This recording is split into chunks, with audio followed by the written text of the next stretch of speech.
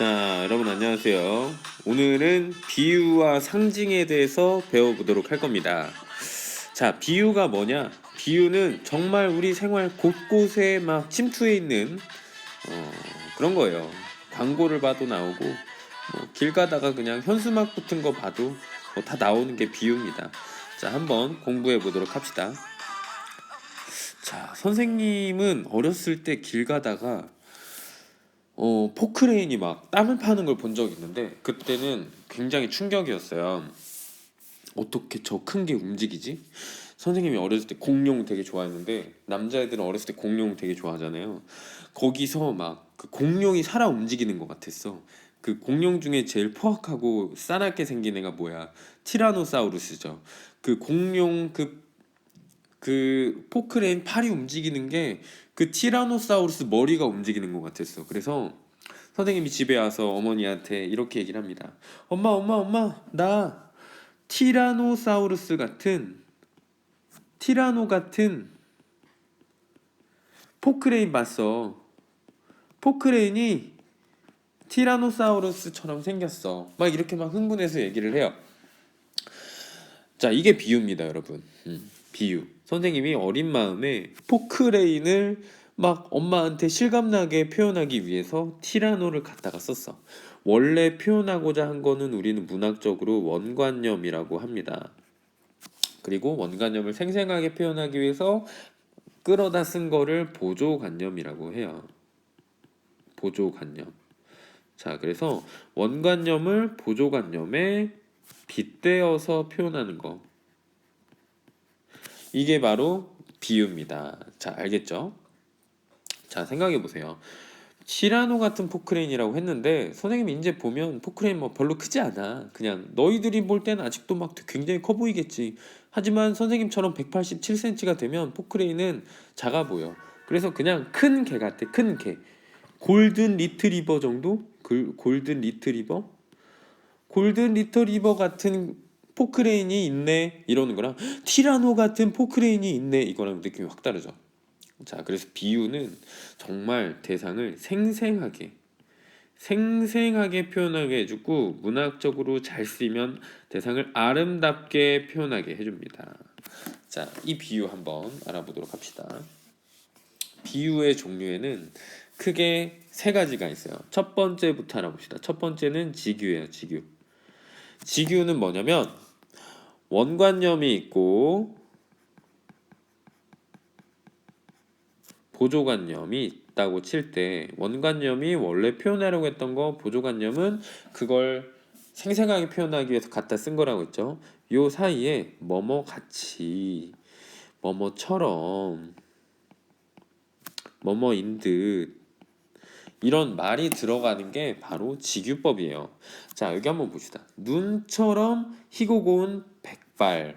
원래 이 말을 한 사람이 표현하려고 한 건 백발이야. 백발을 표현하고 싶은데 백발의 그 하얀 걸 표현하고 싶어서 뭘 갖고 왔냐면 눈을 갖고 왔어. 근데 보면은 이 눈과 백발 사이에 뭐뭐처럼이라는 게 있죠. 눈처럼이고 고운 백발이다. 이러면 직유법이라는 거예요. 직유법. 위에도 보면 돌담의 속삭인 햇발 같이라고 해서 이 같이라는 말이 있어요. 여기 같이 있잖아. 자, 그래서 같이 뭐뭐처럼 뭐뭐인 듯 막 이런 말로 보조관념과 원관념이 이어진 건 직유다. 뭐 되게 많죠. 뭐가 있을까요? 뭐 이런 말도 있잖아요. 뭐 개처럼 벌어서 정승처럼 쓰자. 이것도 직유법이고 나비처럼 날아서 벌처럼 쏴라. 이런 것도 다 직유법입니다. 알겠죠? 자, 그러면 두 번째 봅시다. 두 번째는 은유법이라는 거예요. 은유. 은유는 보조관념과 원관념이 직유와 같이 이어진 게 아니라 A는 B다. 요렇게 이어진 게 은유법입니다. 여기서 원관념이 A는 원관념이라고 볼 수 있고 B는 보조관념이라고 볼 수 있죠. 우리 국어 시간에 이런 거 해봤잖아요. 국어 시간은 온도계다. 왜냐하면 나의 지식의 양을 측정해 주기 때문이다. 뭐 이렇게 했었잖아. 국어 시간은 온도계다. 이렇게 국어를 내가 국어를 표현하기 위해서 온도계를 갖다가 썼잖아. 이런 게 다 은유예요. 국어 시간은 온도계다. 이렇게. 자, 여기 예를 한번 봅시다. 여기서 내 마음은 호수요. 뭐뭐는 뭐뭐요. 이렇게 얘기해서 이거 은유법인데 이건 뭘 표현하려고 한 겁니까? 원래는 내 마음의 상태를 막 표현하려고 한 거야. 근데 뭘 갖다 썼냐면 호수를 갖다 썼어. 여러분 호수는 굉장히 고요하고 넓고 차분하죠. 차분해요. 자, 내 마음이 이런 상태라는 걸 표현하기 위해서 이런 말을 썼을 것 같아요. 다음 그 밑에도 보자. 구름은 보랏빛 색지 위에 마구 칠한 한 다발 장미. 뒤에가 굉장히 긴데 이것도 동일하게 뭐뭐는 뭐뭐다. 이렇게 얘기해서 은유법이에요. 이거는 여러분 황혼역에 보면은 막 하늘은 푸르스름하고 거기에 이제 져가는 햇빛을 받은 구름이 있으면 구름이 되게 울긋불긋 되게 멋있어요 장면이. 그 아름다운 장면을 표현하기 위해서 보랏빛 색지 위에 마구 칠한 한 다발 장미다 구름이 이렇게 표현을 한 것 같아요. 자 은유는 A는 B다. 요 말들 꼭 기억해 놓으세요. 자 마지막 세 번째는 직유예요. 아니 의인법이에요. 의인법. 여기서 이는 사람인입니다. 이건 뭐냐면 사람이 아닌 걸 사람처럼 표현한 거야. 사람처럼 표현한 거야. 봅시다. 행복한 계절이라고 돼요. 행복한 계절. 여러분, 계절에 감정이 있습니까? 계절 자체가 행복을 느껴요? 여름이 살아있어서 감정을 느끼고 여름이 막 슬프고 웃고 막 기쁘고 이래요? 아니에요. 계절은 사람이 아니기 때문에 감정이 없는데 사람처럼 표현한 거예요. 행복하다 이렇게. 자 그다음에 꽃이 웃는데 꽃이 표정이 있습니까? 꽃이 눈, 코, 입이 있어요? 꽃이 뭐 소리를 낼 수 있어? 안 되죠. 꽃은 웃지 못해요. 근데 꽃이 활짝 핀 모양을 꽃이 웃었다고 표현을 한 거야. 사람이 아닌데 사람처럼 표현을 한 거죠. 그 다음에 버들은 손짓한다. 이것도 마찬가지예요. 버들 그 가지에 손이 있습니까? 없어요. 바람에 살랑살랑 흔들리는 버들이 손짓한다고 표현한 거야. 사람이 아닌데 사람처럼 표현을 한 거죠. 자, 여러분 이해됐죠? 그래서 직유, 은유, 의인 요 세 가지 꼭 기억해 놓도록 하세요. 자, 그다음 사로 넘어가 봅시다. 상징. 빠밤 상징. 상징은 뭐냐? 비유랑 좀 비슷하면서도 다른 거예요. 자, 상징은 개념부터 얘기하면 추상적인 내용을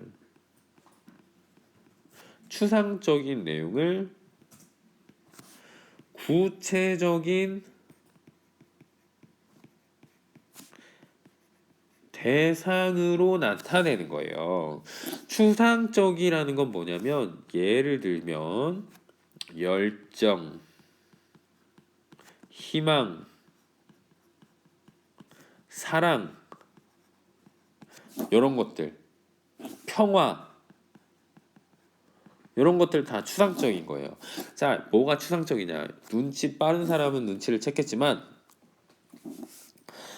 눈에 보이지 않고 손으로 잡히지 않고 냄새를 맡을 수 없고 피부로 느낄 수 없고 맛을 볼 수 없는 우리가 감각적으로 느낄 수 없는데 우리 머릿속에는 존재하는 거, 우리 머릿속에 생각으로 존재하는 거. 그러니까 눈으로 보이진 않는데 우리 생각 속에 존재하는 거 이런 게 바로 추상적이라고 여러분들이 이해를 하면 돼요. 근데 이 추상적인 내용을 더 또 생생하게 표현하기 위해서 구체적인 대상에다가 연결을 시키는 거죠. 이게 바로 상징이에요. 상징. 자, 이렇게 얘기하면 잘 모르겠죠. 여러분, 우리 주변에 이런 것들이 굉장히 많은데 예를 한번 봅시다. 자, 비둘기 여러분 뭘 뜻합니까? 비둘기 하면 그렇지 평화지 평화. 우체국 얘기하는 사람도 있어요. 트위터 얘기하는 사람도 있고. 대표적으로 평화죠. 십자가 하면 뭐가 떠오릅니까? 기독교. 그리고 구원 이런 걸 떠올려요. 해 하면 뭐가 떠올라요? 생명력. 이글이글 타오르니까 열정. 이런 것들을 우리가 떠올립니다. 자, 요것들의 특징은 앞에서 얘기한 것처럼 추상적이라는 거죠. 추상적. 눈으로 안 보여요, 여러분. 눈으로 안 보이고 손으로 잡을 수 없어. 평화도 평화로운 상태를 우리가 눈으로 볼 수 있는 평화 자체는 볼 수가 없어요. 기독교를 볼 수 있다고요? 우리가 교회는 볼 수 있고 교회 다니는 사람들은 볼 수 있지만 기독교 자체는 우리의 생각 속에 존재하는 겁니다. 생명력, 열정 다 똑같아요. 자, 근데 이 비둘기, 십자가, 해는 어때요? 우리 눈으로 진짜 보이는 거지. 비둘기 볼 수 있잖아요. 십자가 그 모양 우리가 볼 수 있잖아. 해 하늘에 있잖아요. 그죠? 자, 그래서 추상적인 걸 구체적인 대상에다가 연결시키는 거예요. 자, 알겠죠? 자, 이게 바로 상징이다. 자, 그 밑에 시를 한 편 예로 한번 더 보도록 합시다.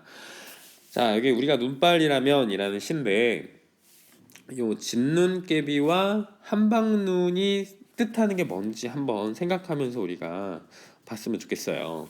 우리가 눈발이라면 허공에서 쭈빗쭈빗 흩날리는 진눈깨비는 되지 말자. 세상이 바람 불고 춥고 어둡다 해도 사람이 사는 마을 가장 낮은 곳으로 따뜻한 한방눈이 되어 내리자. 우리가 눈발이라면 잠 못 든 이의 창문가에서는 편지가 되고 그의 깊고 붉은 상처 위에 돋는 새살이 되자. 자, 이 시를 보면 뭔가 상처 있고 어렵고 가난한 사람들에게 위로가 되고 싶어하는 시적 화자의 마음이 잘 드러나요. 어디에 드러나냐고요? 뭐 이런 거 있잖아. 뭐 잠 못 든 이의 창문가. 여러분 밤에 왜 잠 못 들겠어? 뭔가 근심 걱정이 있으니까 그런 걸 거 아니야. 편지가 되고 그 사람이 기다리는 위로와 어떤 새로운 소식의 편지가 돼주자. 그다음에 상처 입은 사람에게 우리가 그 새살이 돼주자. 힘들고 어려운 사람을 도와주자라는 거 아니야. 자, 이런 주제의 시야. 자, 근데 여기에서 보면은 우리가 눈발이라면 허공에서 쭈빗쭈빗 흩날리는 진눈깨비는 되지 말자라고 했어. 그럼 진눈깨비는 뭐겠어요? 긍정적인 거야, 부정적인 거야?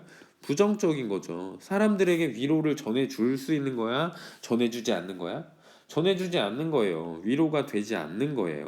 여러분 진눈깨비는 흩날리다가 그냥 땅에 떨어지잖아.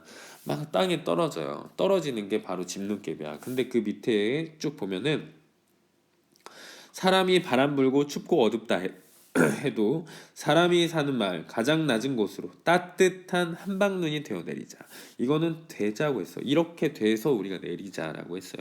사람이 사는 마을로 가장 낮은 곳으로 따뜻하게 내리자고 했어요. 그럼 이거는 부정적입니까? 긍정적입니까? 긍정적인 느낌의 시어라는 걸 우리가 알 수 있어요.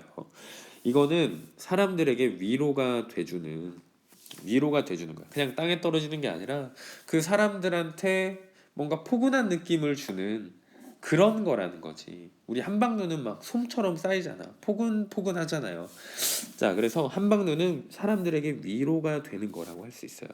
자, 위로 이것도 여러분 우리 생각 속에 존재하는 추상적인 거죠.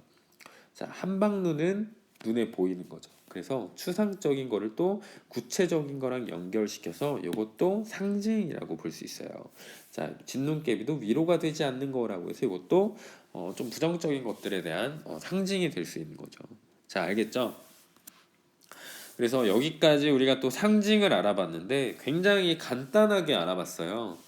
이론적으로 간단하게 알아봤는데 선생님과 또 수업 시간에 다양한 활동으로 이것들 조금 더 알아가 보도록 합시다. 수고했습니다.